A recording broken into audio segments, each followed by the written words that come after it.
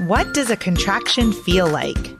How do I know if I'm in labor? And what does the day of labor look like? Wait, is this normal? Hey, I'm Heidi. My best friends call me Hides. I'm a certified birth doula, host of this podcast, and author of Birth Story, an interactive pregnancy guidebook. I have supported hundreds of women through their labor and deliveries, and I believe every one of them and you deserves a microphone and a stage. So here we are. Listen each week to get answers to these tough questions.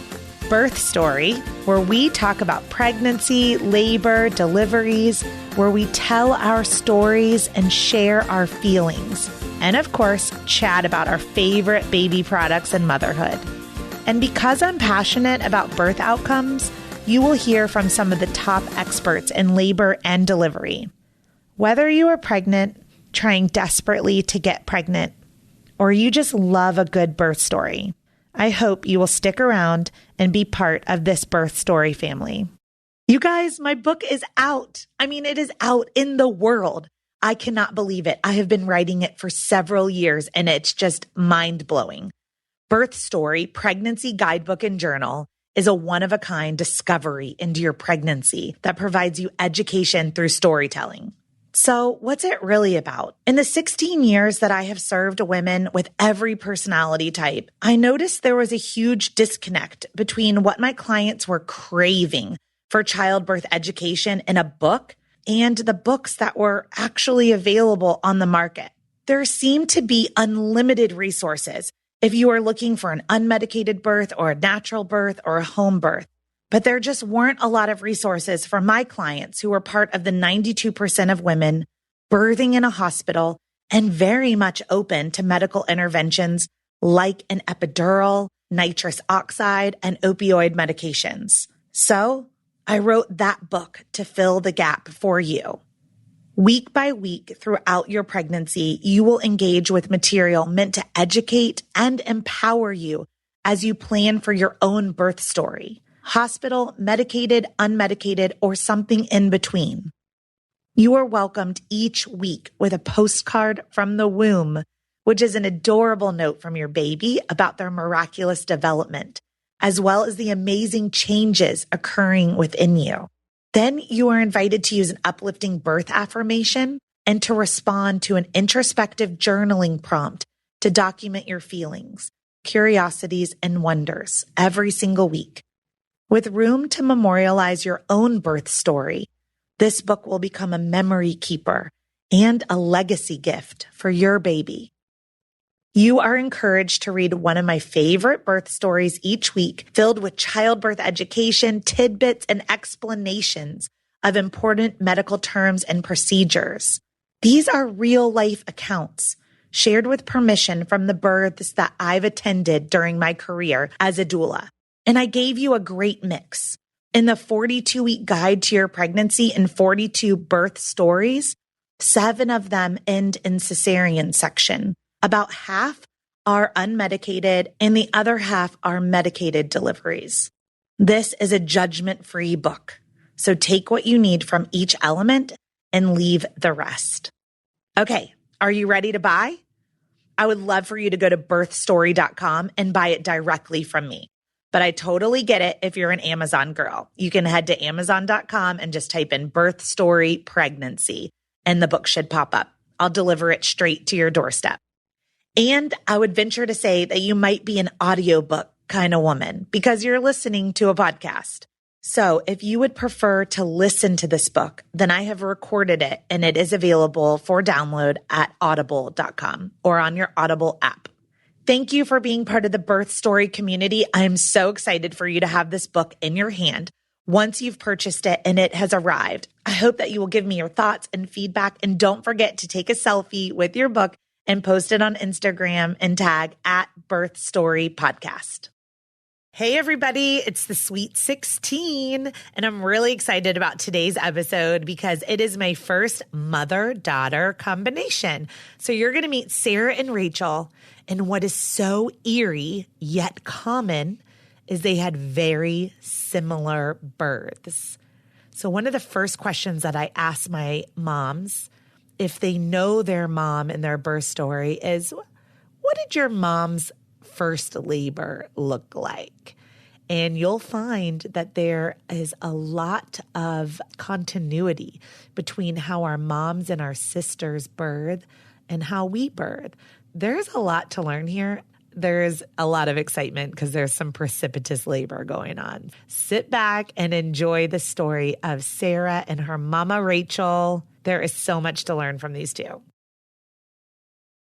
Rachel is mom or grandma, and then Sarah is daughter. And Sarah was one of my recent doula clients. And I'm just so ready to dig in with you guys. What we're going to do is, Sarah, you just start off and tell me a little bit about who you are. All right. So I'm Sarah. I am 31. My husband and I started right when I turned 30, started thinking about starting a family. We got pregnant within like 4 months, and I was so excited. I'd always looked to my mom for a positive birth story. I was so excited to go through this journey. I had several cousins and friends who had recently given birth, so I had a lot of good role models. But my mom was probably my favorite birth story with me. I was actually born at home in the bathroom by accident. So I came super fast, and I was just so excited to start my journey as a mother. So that's me. Rachel, tell us about who you are, besides being Sarah's mom who delivered in the bathroom. I'm Rachel Etchison Yancey. I'm 60 years old, and I am a proud new grandmother. What's your grandma name? We're going to try to let Trip call me Grammy. And my husband is going to be Pappy, so Grammy and Pappy. I have worked for 38 years for the phone company with Bell South and with AT&T as an outside plant engineer and a budget person. We live on a family farm in Clemens, North Carolina. We raise a few cows and a big garden in the summertime. Oh, I love it. Okay, well, in proper Southern fashion, we're going to let the oldest person in the room go first. Oh, no. So, Rachel, okay, so let's go back. Now, what year was it when you were pregnant for the first time? Daniel was born in 1987. Daniel Gray Yancey was my first child. And I was in labor maybe 8 hours with him, which is about average for the first child. I remember that the night before, I, was feeling kind of crampy and just not really good, and we lived on a circle, so my husband, who had been on pins and needles waiting for me to go to the hospital, had actually fallen asleep on the couch, and I decided to go out and walk around the circle, which was about half a mile. I think I made 2 rounds around the circle, and my husband woke up and didn't find me in the house, and he was frantic and came driving the car around the circle and found me, and I was kind of, leaning over a little bit, just walking and then stopping. And so we got back in the house, and at the time, our Lamaze class had told us that, if we thought we were in labor but wasn't sure, that we should have 1 cup of wine. And if it was false labor, the contractions would go away in about an hour. But if it was real labor, you would keep going, and the little bit of wine wouldn't hurt the baby or you, either one. So we tried that, and I felt sleepy, and I went to sleep. And it seems like sometime in the morning, or wee hours of the morning, I woke up, and I could tell that things were starting to progress as far as the labor went. And I went in our second bathroom, and I literally made a little nest in the bathroom. I put some quilts down and some pillows, and I was like, oh, I'm fine. I'm going to read and just, think about my baby coming. And I was feeling very comfortable. So you went to Lamaze classes. Yes, we did. And did you do any other birthing classes? That was the only class available. Okay. And we had a really good instructor. And did you want to have a natural childbirth? I did. I had a cousin that was born. He was just a big baby, and that was back when mothers were just sedated completely. And I remember when I was young, they told me that the baby had to go to the NICU unit because he wasn't breathing well and he had gotten some of the medicine from the mother. And I remember even as a young girl, I said, if I ever have a baby, I'm not going to take any medicine because I don't want any harm to come to my baby. I said, I can stand that. And it was interesting that during that first pregnancy, I got a lot of support. I remember an older engineer that sat beside of me, and he looked at me one day and he said, Rachel, you're just the kind of girl that'll just get in there and get the job done. And, you know, for an older man to tell you that, and he told me, he says, my wife had rather have a baby than go to the dentist, and she had 5 babies. So I thought, if that can be a good story, then that's the birth story that I want. And I remember another cousin whose mother told us that, you know, all babies come this way. This is what our bodies are meant to do. So that was a confidence builder. And of course, with your first baby, you're always afraid, you know, will I be able to stand the contractions? Will I be the ones that's screaming down the hall? And I didn't find it scary once the labor started. I knew that I could just kind of work with my body. That morning when I was having Daniel, you know, I was doing fine in the bathroom, and then all of a sudden I had to throw up. Okay. I remember, you know, I was going to gently wake my husband and say, oh, honey, we're having a baby today. Let's go to the hospital. Well, he woke up to the sound of me throwing up my toenails. Oh, my goodness. And my husband can panic sometime. And that was, you know, he was like, oh, my goodness, what's going on? You know, and I said, I think we're okay. I think the baby's just coming and I'm sick. Yeah. So, like, could you feel like, oh, like the different, like you felt that change? Like, oh, I'm laboring and now like the baby's going to come. Well, the throwing up surprised me. Yeah. You know, that I wasn't prepared for, and I hadn't been told that could happen, but now I understand that that's common. Yeah. That's why we're doing this podcast. Yes. Education, Education storytelling. Right. You know, and it's normal to throw and up. So it didn't last too long, and we were very fortunate. I had a cousin that had worked in labor and delivery for years, and she, for all the cousins, said, I'll come to your house, I'll check you, I'll let you know if it's time to go to the hospital. That way you won't be in the hospital for a very long time before the baby's born. And so we called her that morning, and she came and she checked me and said, time to go. And I got to the hospital, and it was probably, you know, by the time they got me settled in, I don't think I labored very long until they started saying, you were at 10 centimeters, it's time to push. And I had no urge to push. I had no, you know, I'd been taught in Lamaze class, you know, block your breath and hold it. Well, for 30 minutes, I struggled to try to push, and it just wasn't working. And later I read that sometimes nature gives you a break between the time you're dilating, and maybe you have a 30-minute break before your body is ready to push. 100% accurate. And we see it all the time. You know, if a nurse or somebody had been able, and a doula, had been able to help me understand that about what was going on, I wouldn't have exhausted myself for 30 minutes trying. And then finally my husband, who was wonderful, he cradled me like my head was in his arms and underneath my knees, and he just helped me like this for 2 hours while I pushed. And I think because I pushed so long, I pushed Daniel down into the birth canal wrong. So he came out looking at my right leg, not sunny side up or sunny side down, and he had a terrible bruise on his head. Yeah. So the pushing with him was very difficult. But my husband was a rock star there, holding me in probably what would you describe as a squatting position. Yep. And if I could have been, I'll steal Sarah's story, like you were there saying, get on the floor and squat, and I had some gravity. Helpful. So helpful. If I'd had some gravity helping me, I think I could have been more efficient with that first labor. Yeah. But did you feel like the Lamaze really helped you with the breathing? It did. I think what Lamaze helped me most with was just preparing. Mm-hmm. I remember the Lamaze teacher saying that each stage of labor is supposed to take so long. And she said a lot of times women just kind of lose track of time.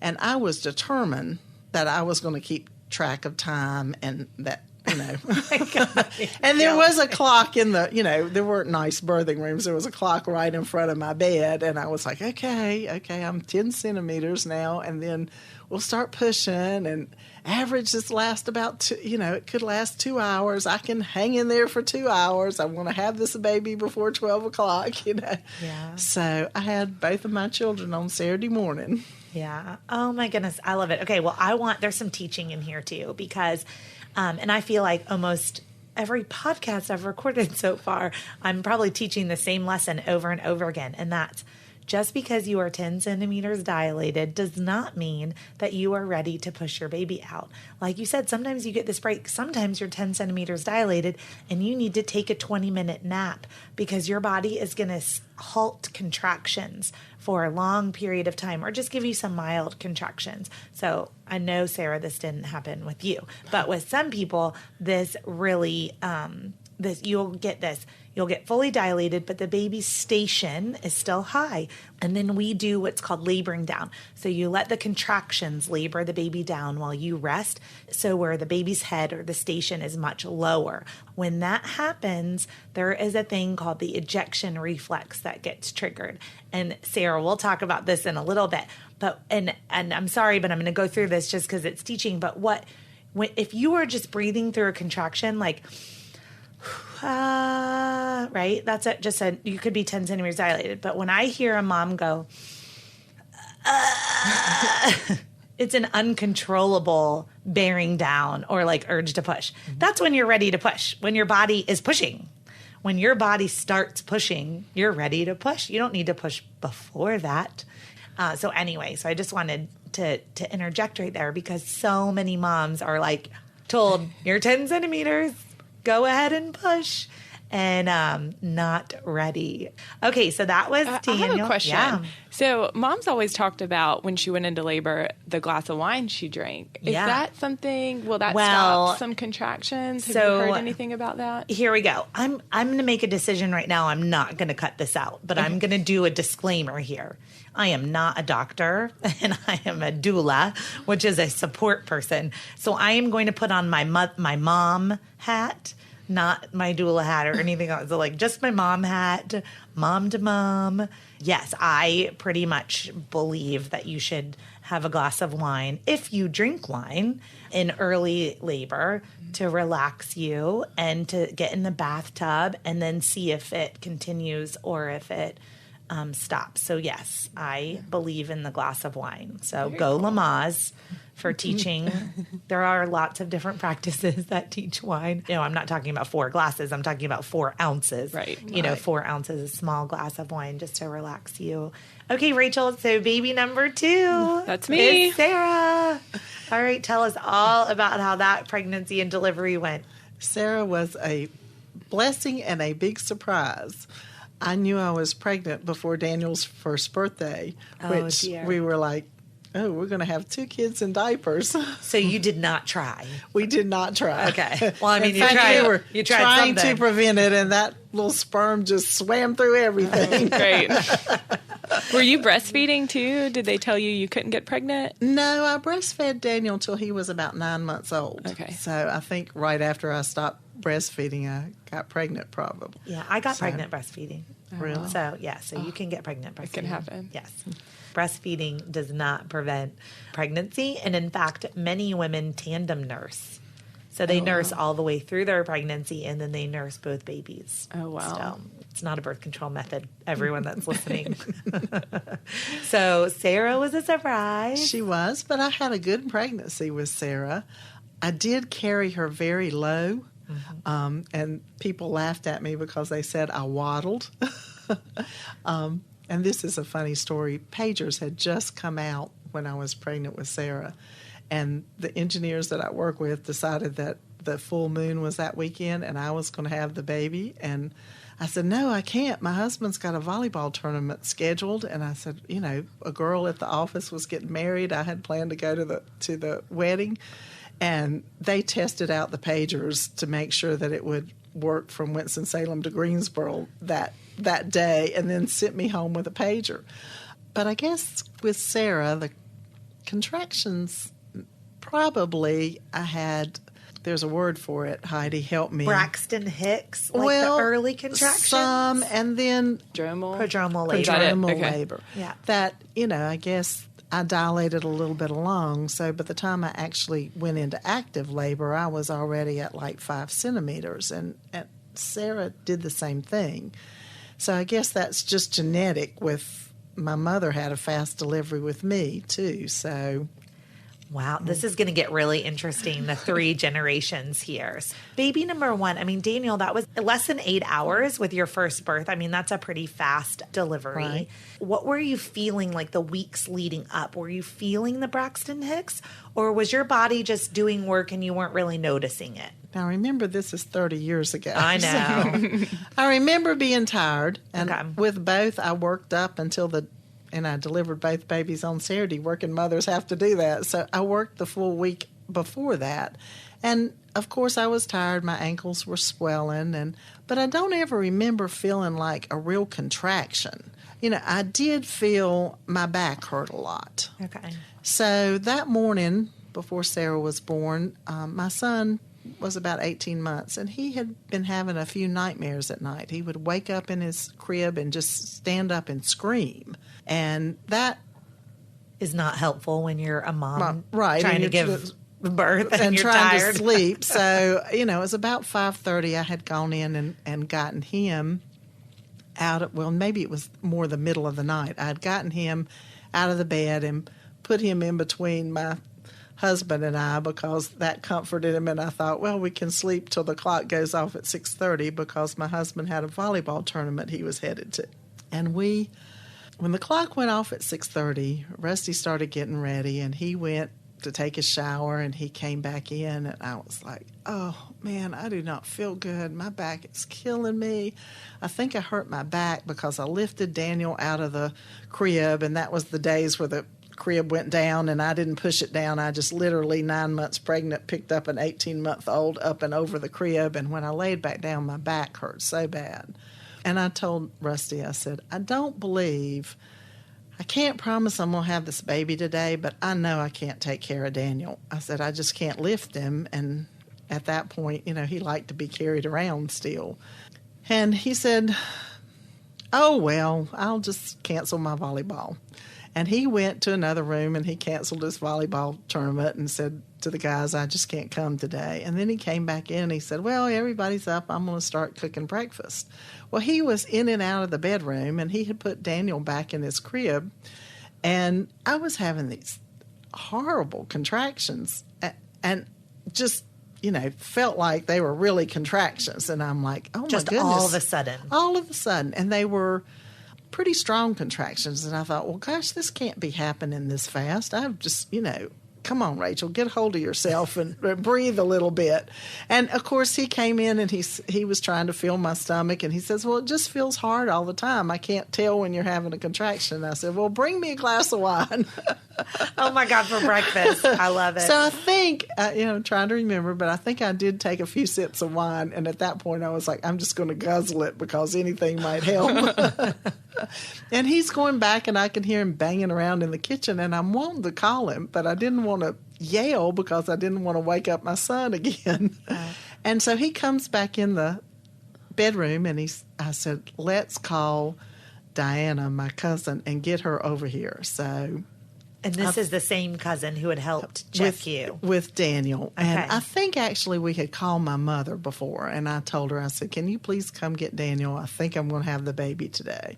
And then in a few minutes, Rusty's back in the kitchen messing around, and then he comes back in and he hands me the phone. And I had a really strong contraction, and Diana was on the phone, and I said, Diana, we are going to have this baby today.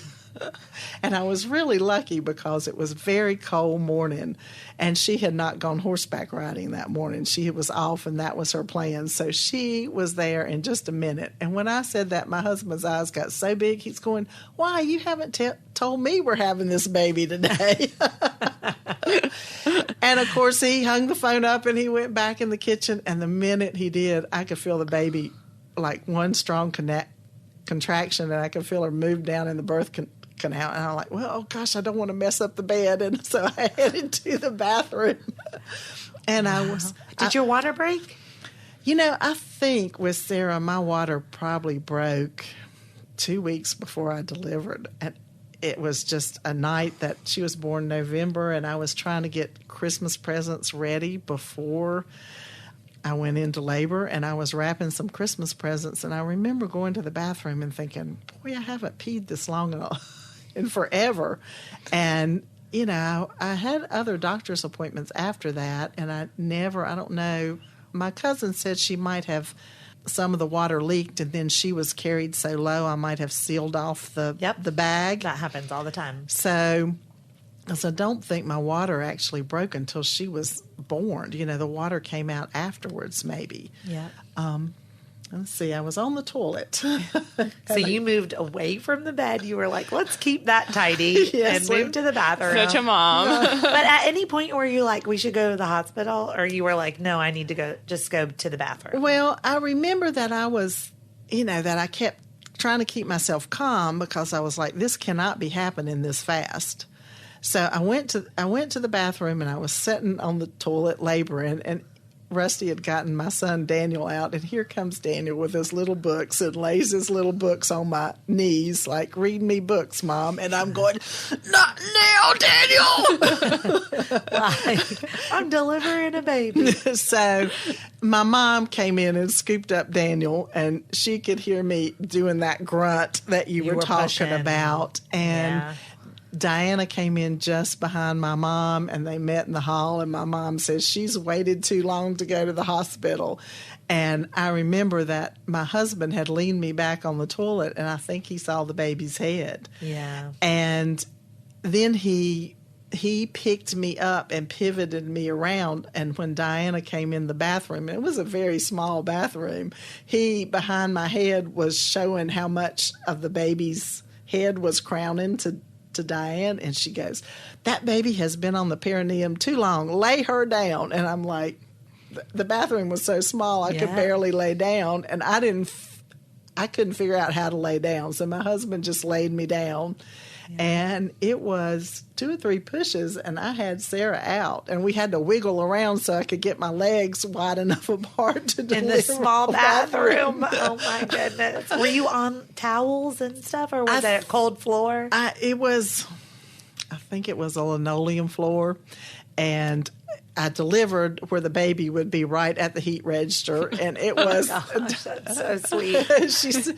Diana said that was a great place to have the baby, and then we were grabbing towels, to wrap the baby up in, and the real rock star. So who caught the baby? It was Diana, and then she's here, and we're looking, okay. She says we've got to have something to tie the cord with, and my brain's going through.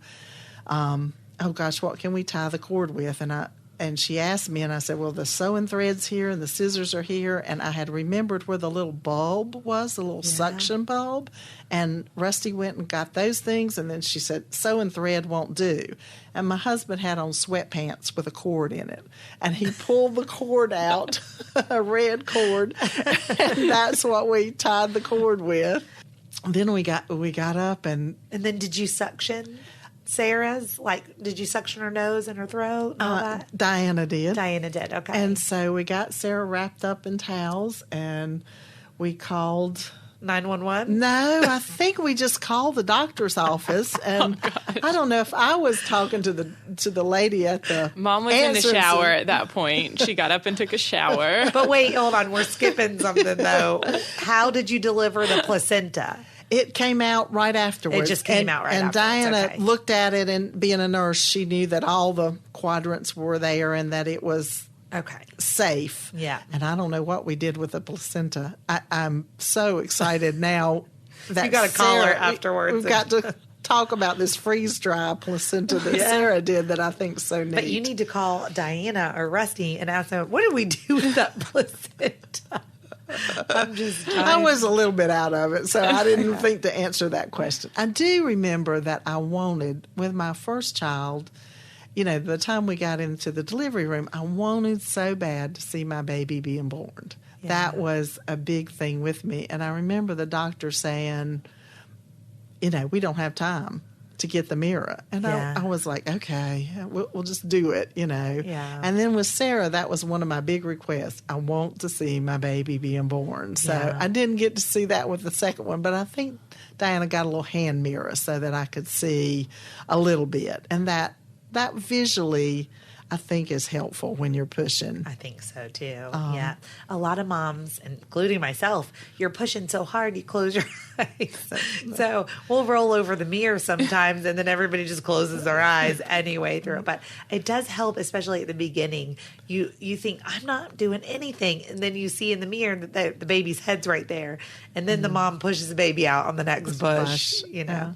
So. Well, we did. I don't think we called 911. We called just the doctor's office and got the answering machine because it was Saturday morning, or the answering lady. And we said, should we go to the hospital? The baby's here. And I think she freaked out. And in 2 minutes, a doctor was calling back that was on call, and he knew Diana. So they decided that, we should go to the hospital and let me be checked out. I needed a couple stitches. And that was another thing. I was like, with the first one, I didn't have an epidural or anything. So when he was stitching me up, I was like, I can feel those stitches. And he goes, well, I numbed you. You shouldn't be able to. I said, but I can feel those stitches. And then when we got to the hospital with Sarah, I was like, oh, gosh, I don't want that again. But he said, either you're going to feel the stick with the numbing or you're going to feel the stick with the stitches. So just, I chose to just go ahead and be sewed up. And you're kind of naturally numb in that area anyway after giving birth. So it is so amazing, the natural numbness. I have so many moms that will say that the stitching or the afterbirth hurt way worse than the natural birth. I think so. Yeah. You were saying that you got a chance to take a shower, though, in between. We did. Yeah. I was, I guess, energized. I guess with a natural birth, in the old days when we delivered our own babies, you had to get up and walk out of the woods or whatever. I had such energy. Yeah. And I got up and I said, I've just got to have a shower because you're definitely sweating when you're going through transition. Yeah. So I took a shower and gave my husband instructions to soak the towels and... And I was laying on the floor in the meantime in Right front of the heat register. All bundled up. So sweet. And Sarah was such a strong baby. I remember when Daniel was born, he didn't cry, and the doctor was thumping his feet just like to make him cry. And I finally told the doctor, I said, stop thumping him. He's not a crybaby. With his APGAR score, they want him to cry to get a really high one. But Sarah came out and she let everybody know she was here. And she was just fine. And she was so strong that as we were driving to the hospital, I had her up on my chest, and she actually raised her head up. I love this. No car seat. No car seat? Wait. Sarah and I you did have me in a car seat, right? I totally remember being a kid and not in a car seat. Oh, yeah. When I was pretty young. But I assumed that when I was a baby, I had a car seat, right? And you did. And we had a car seat to take you home. But, that morning we weren't quite prepared. And Diana was driving. I think I nursed you on the way to the hospital. You and Britney Spears. Yeah, exactly. Mom, thank goodness goodness the paparazzi weren't there.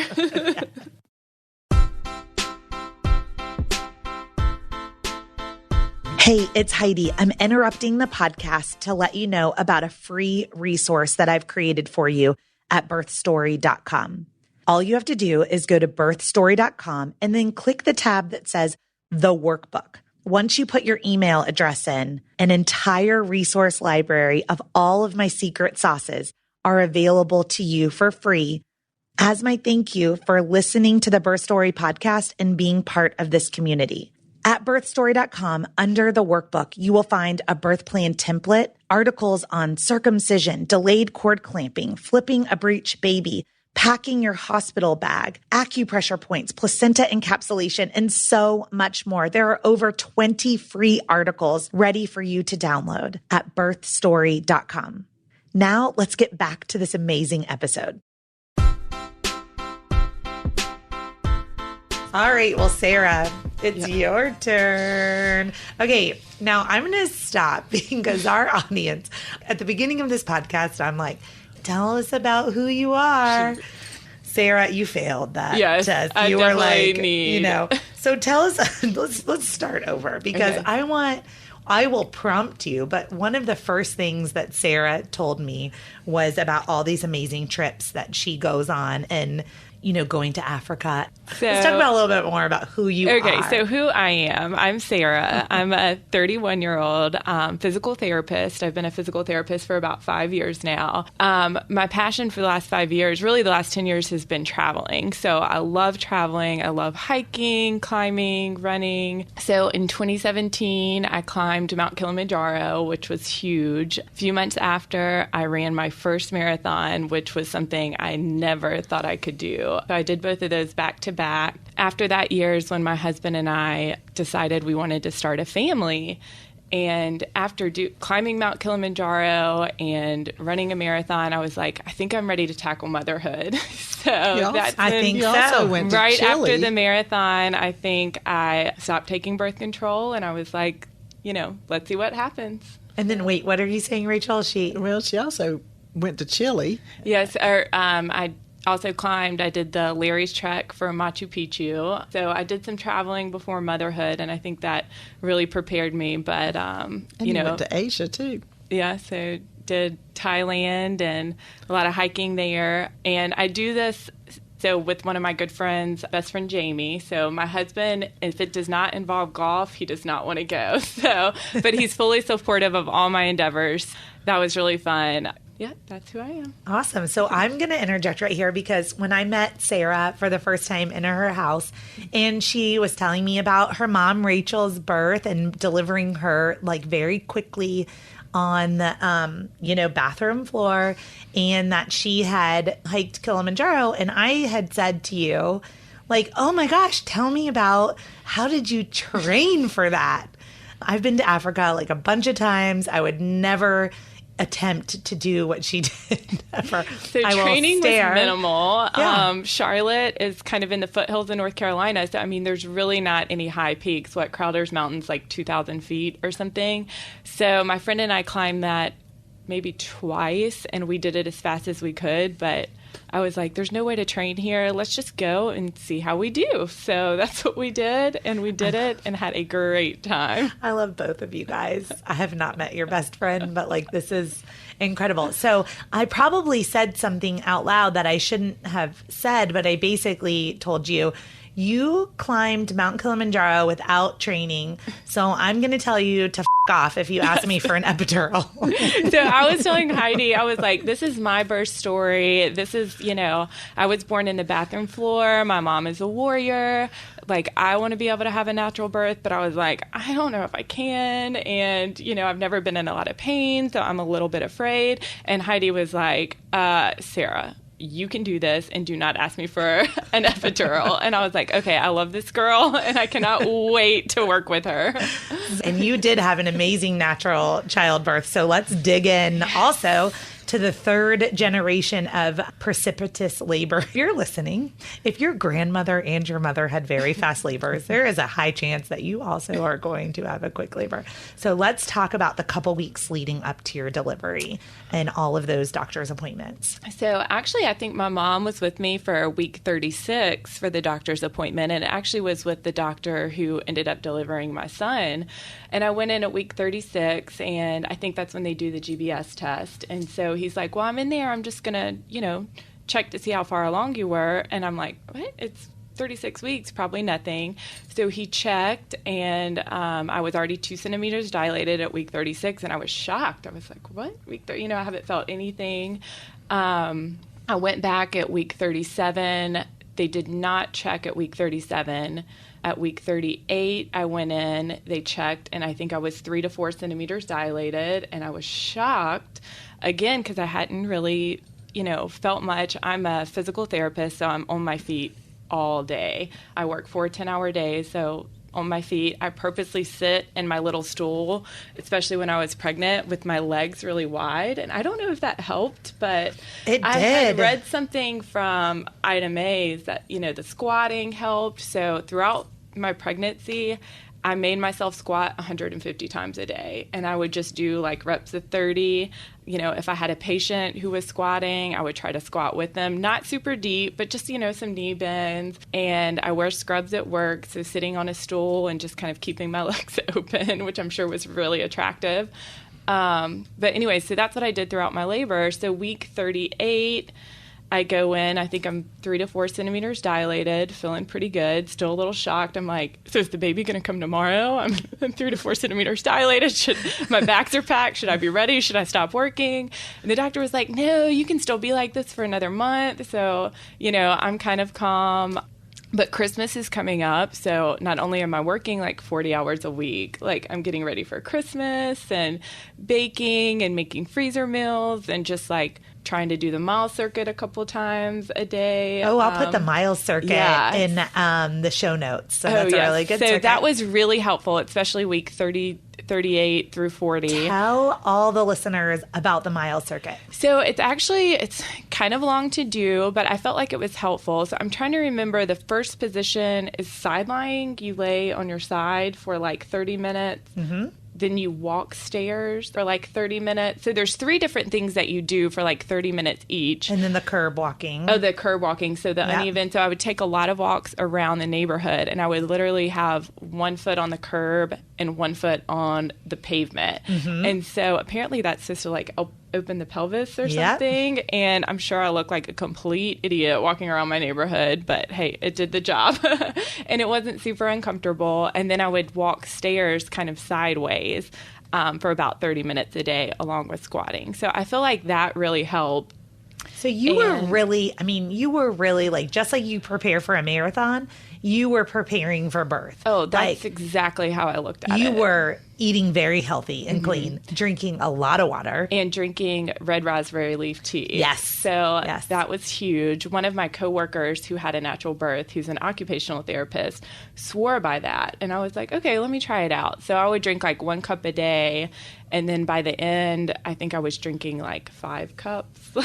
And then the day of labor, right? I think you texted me that you had put like 6 tea bags in your mason jar. So she said just brew like 6 tea bags. So I put it in like a mason jar. I brewed it cold, and I like drank it throughout the morning. And it's not terrible, but I definitely think it helped. Yeah. So you were doing all the things, and you were doing it right, and you were strong, and you were in shape, and you were healthy, and you hadn't gained too much weight. Like, these are all just really important things to pass along to other moms. If you want to have a healthy, strong birth, then you need to be a healthy, strong person. I 100% think that helped so much. And when you said, like, I trained for it like the marathon, like, I didn't even realize, like, I was doing that. I thought, I took some of the classes at the hospital, and that's what one of the labor and delivery nurses who said, she was like, labor is a marathon. You need to eat while you're in labor. She's like, you need to prepare for it. And that just kind of hit me. I'm like, yeah, I guess I do have to prepare for it. So subconsciously, I would just, if I was doing my hair in the morning, I would do squats. Like if I was brushing my teeth, I would do squats. When I was walking the dog, I would kind of, walk like we talked about, 1 foot on the sidewalk, 1 foot, on the pavement. And then you had the birthing ball. Oh, yeah. So I had the birthing ball, too. My mother-in-law, actually, she was, like, at Dick's Sporting Goods one day, like, about a week before I gave birth. And I was like, hey, will you pick me up an exercise ball? And literally, I would just sit on that at night, watch TV, kind of roll around. And I think that helped, too. But then at work, I would grab an exercise ball and sit on it, too. So and then much like your mom, you didn't really feel tons of contractions beforehand, or were you? Not really. Looking back, I think I was feeling some contractions, but I didn't really know they were contractions. Okay, this might get a little graphic. Sorry. I'm like, it's cool. This is explicit, right? Yeah. So about 4 weeks before, I gave birth, I would feel like the urge to, like if I had diarrhea, like the urge to like go poop, but then it would pass. So it was kind of like my stomach would tighten, but then I was like, ooh, and I would run to the bathroom and then nothing would happen. So I thought I was like kind of getting sick or had a stomach bug. And then looking back, I'm like, those were probably contractions. So they were uncomfortable for like 30 seconds, but then they would pass and they would be so irregular. So, I mean, looking back, I think that was like definitely some contractions. And then about 3 days before I gave birth, my sister-in-law went on a 2-mile walk. And I remember there'd be some times we were walking really fast. And sometimes I'd be like, Catherine, we got to slow down. And I would have like, I think a contraction and then keep going, but they were so irregular. So I think over that last month I had some, but I just kind of played them off. You clearly did, because your body was doing a lot of hard work that maybe you weren't even part of in the mind, which is really good things. I've got 2 questions too. We kind of skipped over. What were the results of your GBS test? So they were positive, which I kind of freaked out about. And that's why you have a doula, because I was a lot of this stuff, like, and I love the practice that I was in, but every time I went to talk to the doctor, it was a different doctor. Every time I wanted to talk about how I wanted to give birth, they were like, oh, we don't need to talk about that yet. So immediately when I got the results that were positive, they called and left a message. I'm on the phone with Heidi and I'm like, Heidi, what does this mean? Like, I don't know. And so we talked through it and it was okay. Yes. And we together, like, I gave you all the information you needed and you had decided that you were going to go ahead and get the antibiotics. Absolutely. To treat and it. I was worried. I didn't want to have an IV while I labored and during birth because, you know, I was hoping I'd have a natural birth without induction. And so I really didn't want an IV, but we decided absolutely it was best. I needed the antibiotics for the health of my baby. And so I was like, knowing going into labor that I would have the IV, which I was completely fine with once we talked through it. And then that last week at your last appointment, had you lost your mucus plug? I don't remember that part of the story. Did. So I lost it, I think, about 2 weeks before. I remember, I think it was like the 23rd of December because it was right before Christmas. And I was thinking about traveling, you know, just to Winston, which is like an hour and a half away. And I'm like, I think I lost my mucus plug. And I texted Heidi and I was like, I think I lost my mucus plug. And I was like kind of wanting labor to come on. And I was like, is it okay to have sex? And so my husband and I were like, we want this baby here before the end of the year. We're so excited. And I felt so bad because you were at church. And I was like, great, I'm texting Heidi about sex while she's at church. What a great mom. I thought it was amazing to hear about. So you're like, good to go. Like, we're good. So did you have sex? So we did. Sorry, your mom's in the room. Mom, Rachel. Earmuffs. Mom, earmuffs. We know how babies get here, I hope. Yeah. Yeah. So and how we did. get our cervix to open and soften. So we did, but, you know, that was 2 weeks before. Nothing really happened, but it could have helped, like, soften it some more. Because I think at that point I was, like, 50% effaced. So that was on a Sunday. That Friday I went back to the doctor. And that was for basically my 40-week appointment. My due date was on that Monday, which was New Year's Eve. And Heidi and I talked a lot before each appointment, which was great. My blood pressure had started to run just a little bit high, which that was the only thing that freaked me out, I think, about labor. Is I was so worried, like, before I went into labor that my blood pressure would spike and that they would make me have an induction. And so every time I went to the doctor's office, I think I was just a little bit nervous and my blood pressure would go up. But right. I was like, you know, checking it at work and it was, you know, 130 over 90. So it was pretty normal. But anyways, I went back to the doctor for my 40-week appointment that Friday, and Heidi and I talked and she said, you know, you're GBS positive. Maybe you shouldn't get checked, you know, just see how things are going. And I was like, Heidi, you know, I'm a numbers person. You know, when I trained for my marathon, I like to know that I could go 18 miles and then the next time I went 20. So I was like, I really kind of want to know. And so she was like, yeah, then go ahead, you know, get checked. And she's like, I would recommend maybe that they don't strip your membranes just because that can be a little bit uncomfortable. And if you don't need to, you know, go into labor right then, that's fine. So anyways, I went into my appointment. I had him checked. She was like, you're 5 centimeters dilated and we're going to strip your membranes because your blood pressure is a little high. And I was like, things happen so quickly and the doctor's in and out. And I was like, okay. I didn't even have time to call Heidi. But they were like, let's try this little tiny medical intervention to see if it can send you into labor. Exactly. So the doctor really wanted me to go into labor naturally. So I was happy about that. And she was like, it's a little uncomfortable, but it is a tiny medical intervention. She said it should help some things. I'm going to see you on Monday, which is your due date, and we're going to do a non-stress test. But she's like, hopefully you won't even have to make that appointment. You're going to go into labor on your own. So I left that doctor's appointment being like, the pressure is on, because I had a feeling I would go in on a Monday and that they would induce right away. That whole weekend, I think I squatted 5,000 times. I put up my Christmas tree, and every time I took an ornament off the tree, I would squat. I would rest on the exercise ball. My sister-in-law and I took several 2-mile walks. You were chugging that red raspberry leaf tea? I was chugging the red raspberry leaf tea, taking stairs 2 at a time, sideways. I was like, this baby is going to come. Yeah. Well, Saturday passes, nada. Sunday passes, nothing. I convinced my husband to have sex with me, which is good job. Didn't happen anything on Sunday. By Monday morning, I was like, okay. Well, actually Sunday, I called my boss and I'm like, I think I'm going to go into work on Monday, because I was like, nothing's happening. Even though I'd had some contractions, I just didn't feel any different.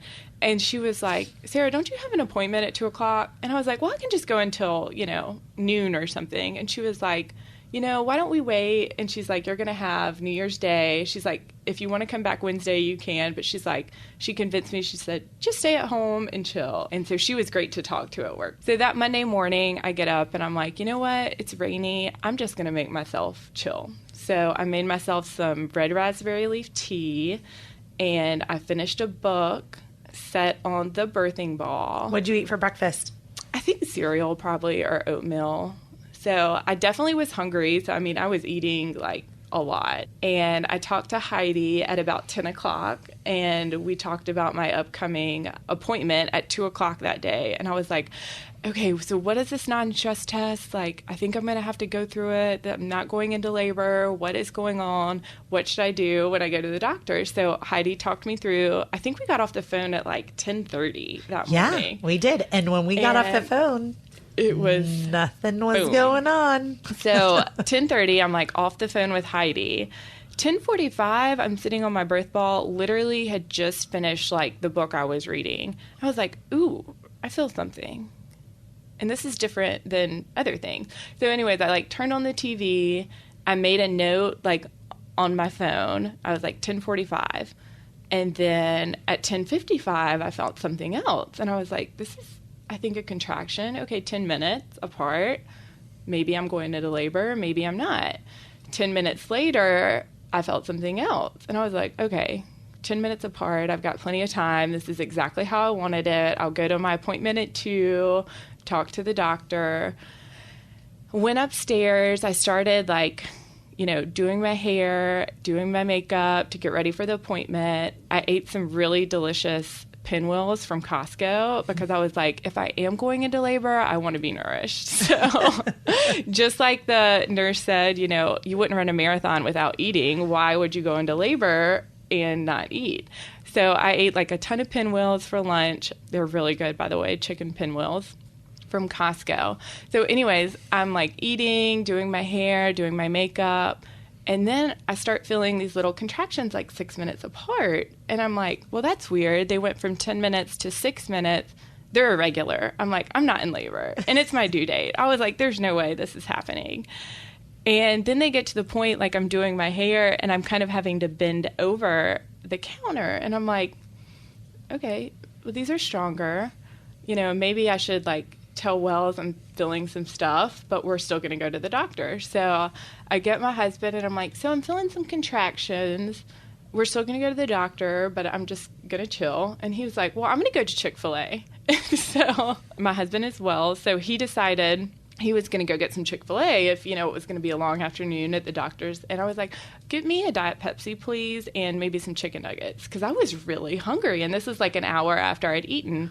So he went and got lunch. In the meantime, like I'd finished my makeup, finished my hair, and I had bought a Squatty Potty because I thought they sounded amazing in the infomercial. So it just felt really good to like sit on the toilet and have my legs up. And so that's what I did for maybe like 30 minutes while he was at Chick-fil-A. Can you describe a Squatty Potty for anyone who's listening that has no idea what this is? So they're kind of wonderful, especially postpartum too.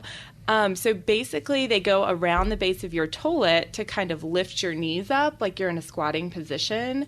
And it just kind of relaxes everything. You don't have to lean forward or bear down. It's just, you're kind of in a squatting position and you can just chill there. So I really liked it. So I'm sitting on the Squatty Potty texting friends, like thinking, oh, I'm not in labor. It's my due date. I can't be in labor. And my water hasn't broken.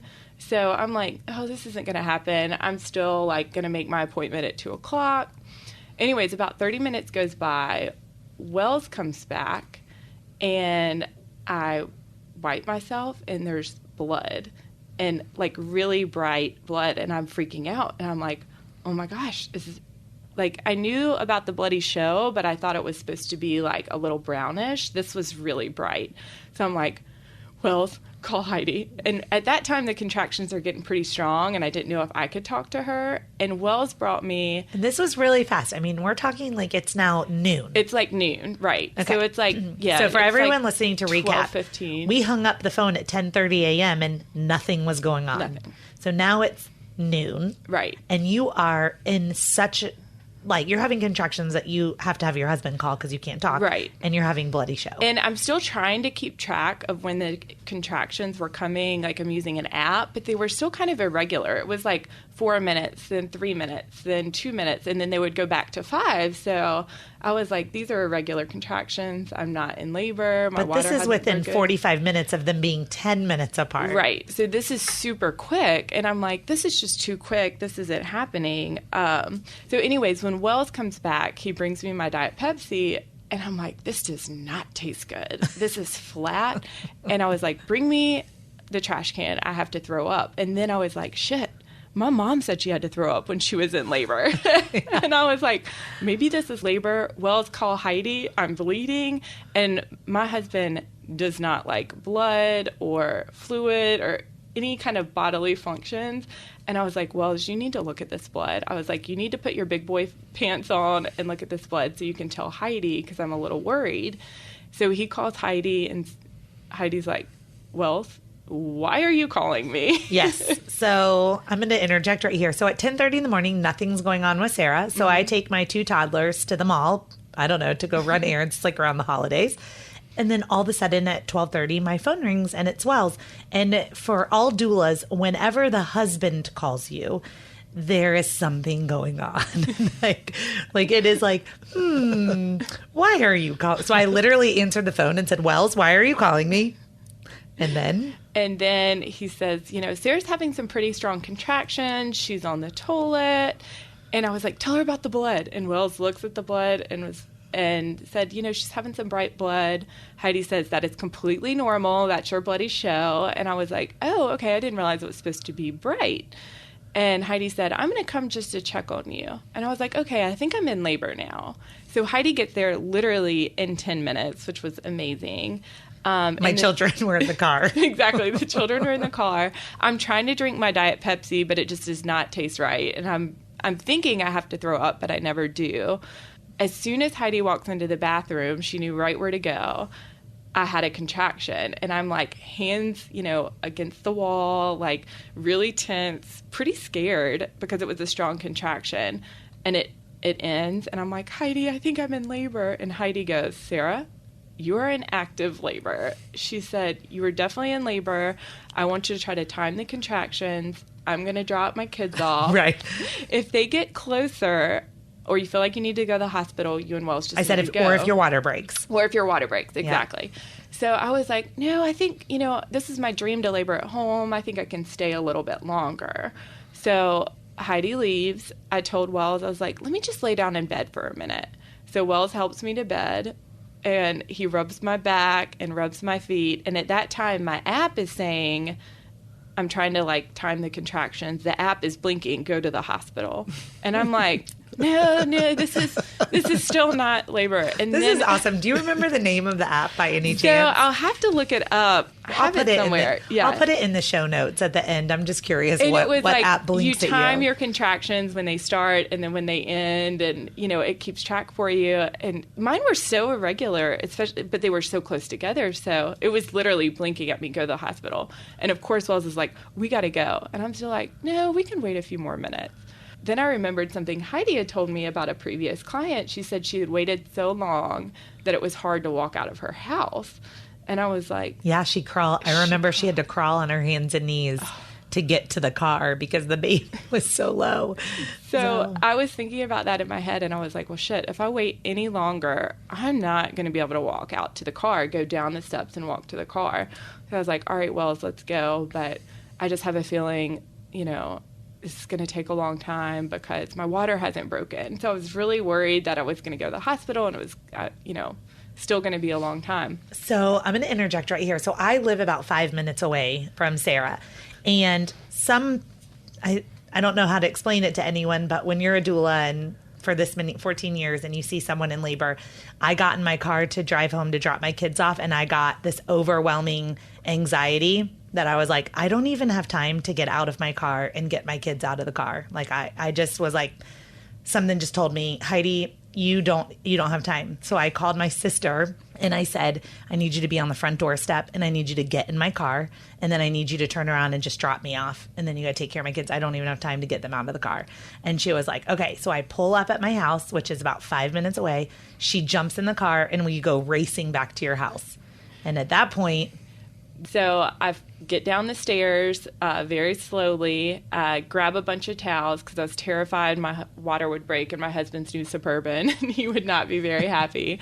So anyways, I get in the car and I'm like, I can't sit. Like I had to recline. And at that point, I couldn't talk. And so I was just motioning to Wells, like, roll down the window. It's December, but I was super hot. So I wanted that fresh air. So I was motioning to him, like, roll down the window. And I think I remember saying, just try to drive fast. So we get to the hospital in like 15 minutes. And I'm like, where's Heidi? Is Heidi coming? She pulled up right behind us. Somehow, in the lobby of the parking lot. I was right there, and I just jumped. I flew out of the car. I'm like, "Bye, everybody!" Flew out of the car, and I grabbed a wheelchair, put you in the wheelchair. And Wells was trying to valet his car, and he couldn't, so he had to go park the car. So I was so thankful Heidi had the wheelchair, because at that point I really couldn't have walked into the hospital.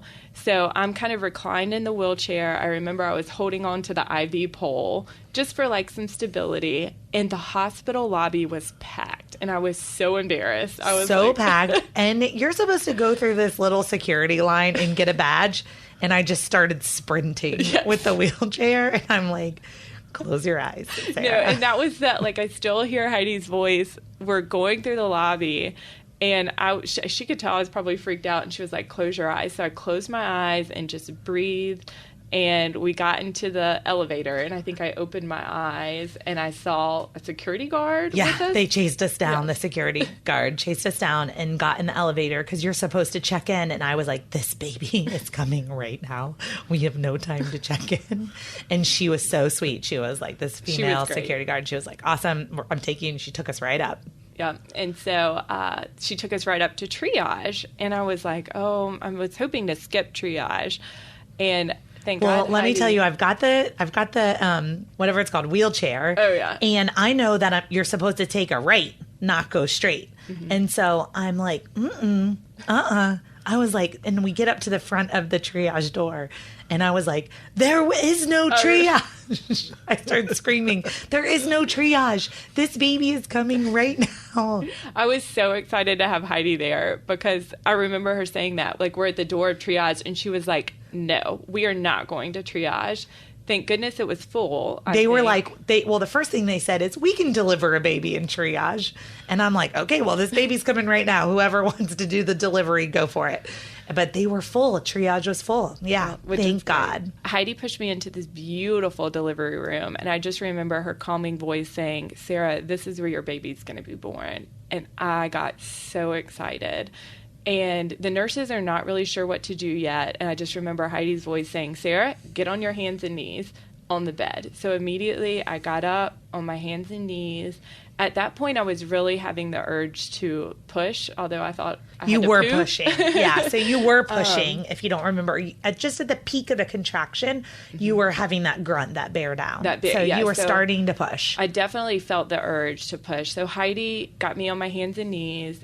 Immediately, when I got on the hospital bed, my water, you helped me get my leggings off, I think, which was awesome. As soon as my leggings came off, my water broke. And I was so worried I wouldn't know when my water broke. Oh, I knew when it broke. Like, it was a gush of water. So anyways, I pushed a few times on my hands and knees, which felt good. The nurse gets the IV in my arm while on hands and knees and tries to check me while I'm on my hands and knees. And she couldn't check to see how dilated I was. So she's like, we really need you on your back. And I'm like, oh, I do not want to get on my back. So anyways, I turn over on my back and they checked me and they were like, oh, you're 10 centimeters. And I'm like, I figured I'm wanting you're to push. Pushing. So anyways, they were like, just push here. So I think I pushed once on my back and I could just feel my body stop. My body was like, it does not like this. It does not like this position. It was super uncomfortable. And I think Heidi could see it in my face. Yeah, I was on fire at this point because I was like, no, we are not. And like, no, get out of the bed right now. I was like, nope. Yeah. I said something like, we will get back into this bed to maybe deliver this baby. Right. But right now she's getting out of this bed. And I couldn't be more excited to get off my back because it just didn't feel right. Yeah. So I got off the hospital bed and squatted pretty low onto the floor, still holding onto the hospital bed.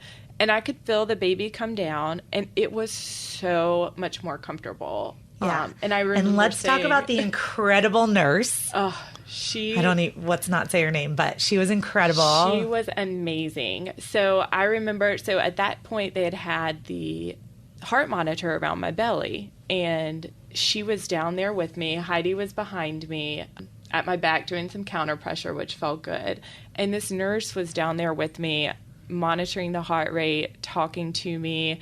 I wanted to know how the baby was doing, and she was like, the baby's doing great. He's keep doing what you're doing. So she was right down there. She was literally like laying on the floor. Yeah. And she had put a towel down, and then it was just such a great situation. My husband, I think, had just walked into the room from parking the car. I remember texting Wells like, the baby is coming. No, I'm sorry. I called him because I was thinking, oh no, like, where are you? Like, the baby's coming. And as I was calling him, I could hear the phone ringing in the hallway. So he was right. He was right there. Yeah. So Wells gets in. And they let me push a few times while I was squatting. And then, of course, one of the nurses was like, you've got to get off the floor. Or the doctor came in and he was like, there's not enough room to deliver the baby right there, while you're squatting. And I'm like, but it feels so good.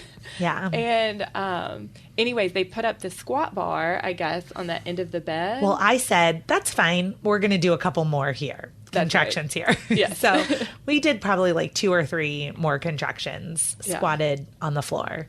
And then we were like, okay, we'll can get you in a squat. That's right. On the bed. Yeah. And it was a little hard getting in there and getting situated, but once I was on the bed with the squat bar, it felt pretty good. And I remember Heidi giving me some ice chips. I was so excited. My husband was there massaging my shoulders. Wells was so calm. Oh, which shocked me, which is so why I wanted Heidi, a doula there, because my husband, like I said, does not like blood, bodily functions, and he didn't want to see anything, but he was such a good coach. And I kept telling myself, I love my husband so much. I did not marry him because he was going to be great at helping me with labor. I married him for all these other reasons. And so I was like, as long as he can be there with me, that's what I really wanted. So Heidi was the one, down there in the trenches handing me ice chips, and it was wonderful. So anyways, I'm in the squat positions, the squat bar, the doctor's in there. And I think I finally laid down for a few of the final pushes. Just to rest, Just to rest. And I remember these like rest breaks in between contractions that the nurses would talk to me, the doctors would talk to me, and that was just such a great period. I would ask how the baby was doing. I mean, they were probably like 1 to 2 minutes long, where I would get, a little rest between pushing, and I would think, my baby's coming. I got to look in the mirror and see his head. And I remember one of the nurses said, you can feel his head. And I was like, I don't know if I want to do that. And she was like, no, it's cool. And I remember I finally was like, okay, maybe I can. And I felt the head. And I was just like, oh my goodness, that's my baby. That's little Trip, he's coming. And I think it was 1 or 2 pushes after that, he finally came. And it did take me a few minutes to, I guess, learn how to push right, especially on my back. And so, I was trying to push and breathe out at the same time. And so Heidi and the nurses were really great at telling me how to like really bear down and push. Which and hold your breath. And hold my breath, because I'm thinking like Pilates breathing or yoga breathing, letting it out. And they were like, no, you've got to keep it in and push it down.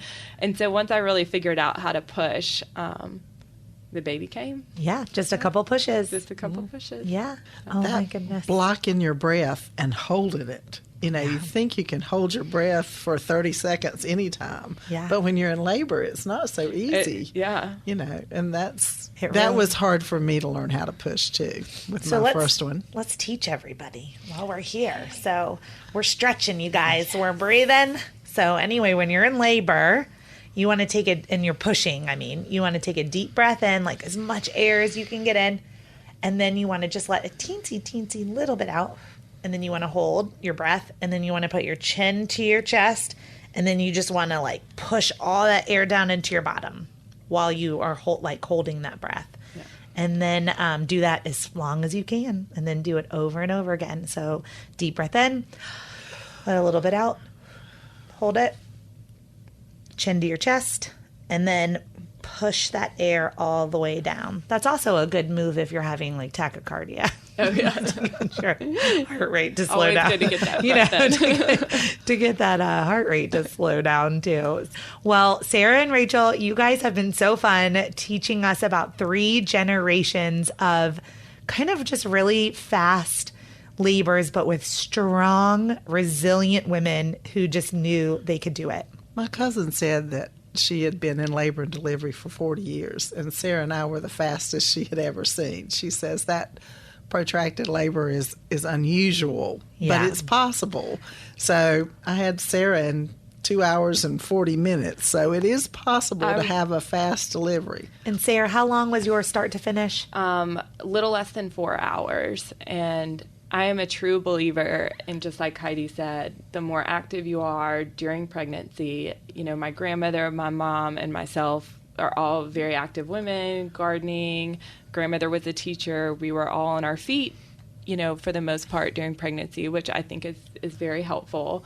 And also, I think the power of positive thought is really good. So I read Ina May's book, and I just thought about the way I wanted to labor throughout my pregnancy, how I thought it was going to feel, how I wanted it to go. I was prepared for if I had to have an epidural or C-section, but I tried to really concentrate and meditate on how I wanted it to go. And I think that really helped. Yep. I remember you telling me that whenever people would start to tell you any kind of negative story or anything that wasn't part of your vision, you would just wash it away. I would just block it out. Yeah. I was there when you came to visit with Sarah before the last time, and I remember you asking her, visualize how you want your birth story to go.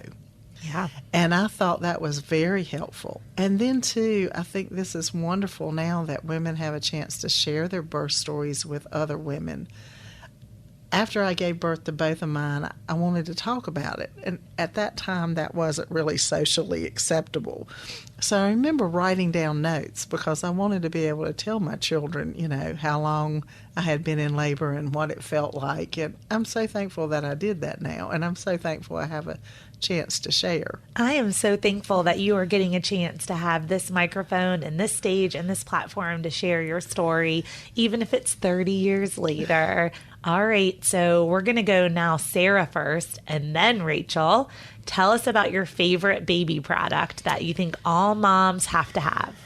Well, this is not really a product, it's a person. Okay. But a doula. I mean, I think that was 100% hands down the best thing my husband and I did during pregnancy. In a perfect world, you know, my mom would have been able to be there too, but we wanted to set things up so, you know, she was an hour and a half away. I was worried if I went into labor and it was just my husband, who was wonderful and great, but I didn't know how he would react. And so we decided we would get a doula. And the education we got before labor started was amazing. And Heidi totally put my husband at ease, which to me was a godsend, because I think he was a little bit nervous about the whole thing.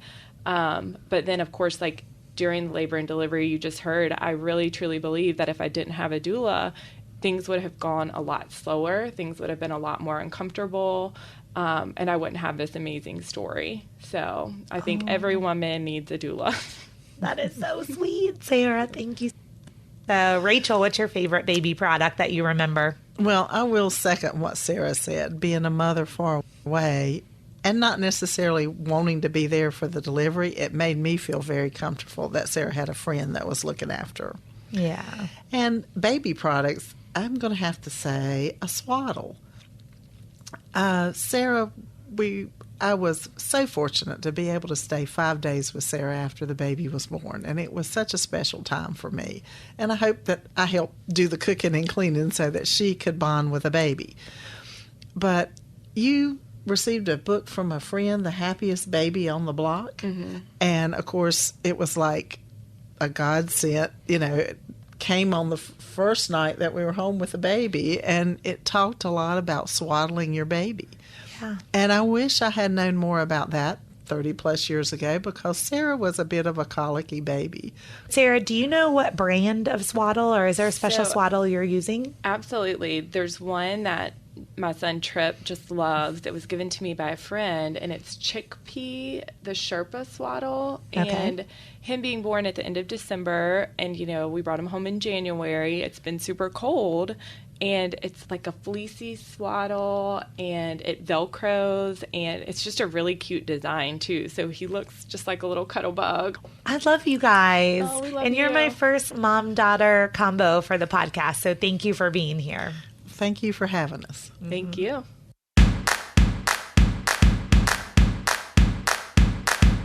Thank you for listening to Birth Story. My goal is you will walk away from each episode with a clear picture of how labor and delivery might go, and that you will feel empowered by the end of your pregnancy to speak up, plan, and